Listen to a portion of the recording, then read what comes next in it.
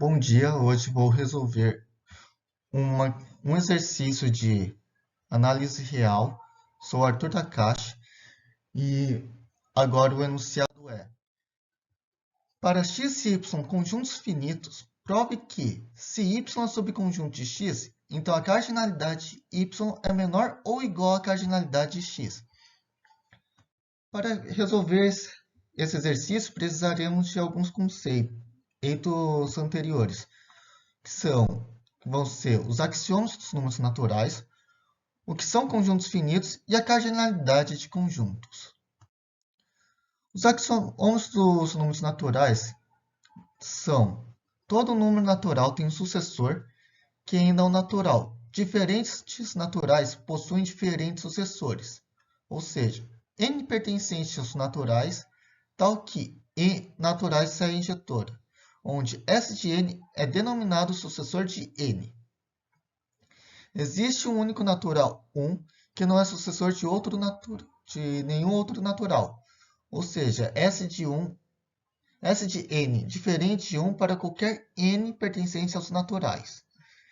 Se um conjunto natural contém 1 e contém o sucessor de cada um de seus elementos, então esse conjunto é o próprio n. São conjuntos finitos.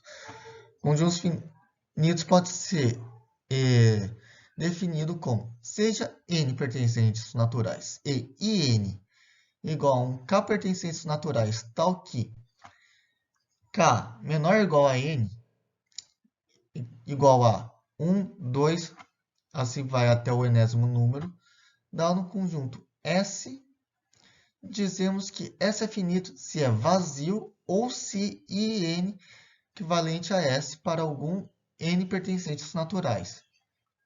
Ou seja, podemos dizer que S possui n elementos. A cardinalidade de conjuntos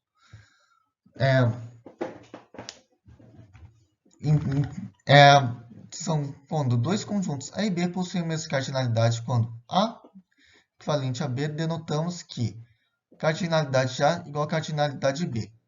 Que, no caso, para os conjuntos finitos,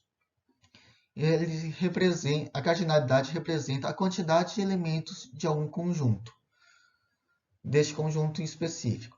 Quando o conjunto não é finito, então fica um pouco mais difícil, fica mais abstrato fazer a definição disso.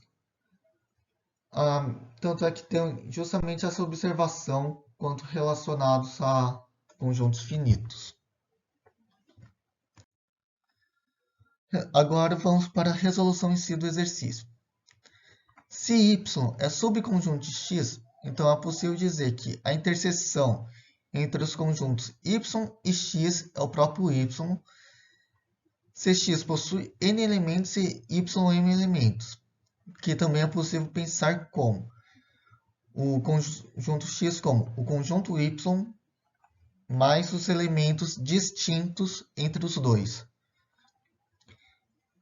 Com y contendo cardinalidade de y sendo m, por ter m elementos, e cardinalidade de x igual a n por ter n elementos, é possível dizer que a cardinalidade de x é igual à cardinalidade de y mais a cardinalidade do conjunto diferença dos dois. Se considerarmos a cardinalidade de x menos y igual a um k, temos que a cardinalidade de x é igual a cardinalidade de y mais a cardinalidade do conjunto de diferença, ou seja, um n igual a m mais k. Para x e y distintos, temos que, como n é igual a um m mais k, logo, n é maior que m. Por y ser um subconjunto de x, tendo assim, então, cardinalidade de x sendo maior que a cardinalidade de y. Isso, no caso aqui, seria mais o m menor do que o n, justamente por ser um subconjunto distinto. Ou seja, não poderia ter mais elementos que y não poderia ter mais elementos que x. E para y congruo a x, ou seja, sendo um subconjunto impróprio, ou sendo x, falando que todos os elementos de y são os mesmos de x, aliás, de x sendo os mesmos de y, temos que n é igual a m. Tendo assim, então, a cardinalidade de x é igual à cardinalidade de m.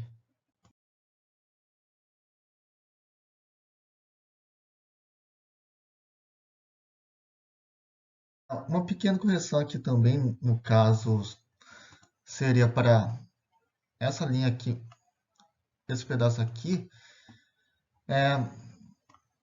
que na verdade seria mais ou menos o seguinte. Seria um y, pegaria como se fosse o subconjunto y,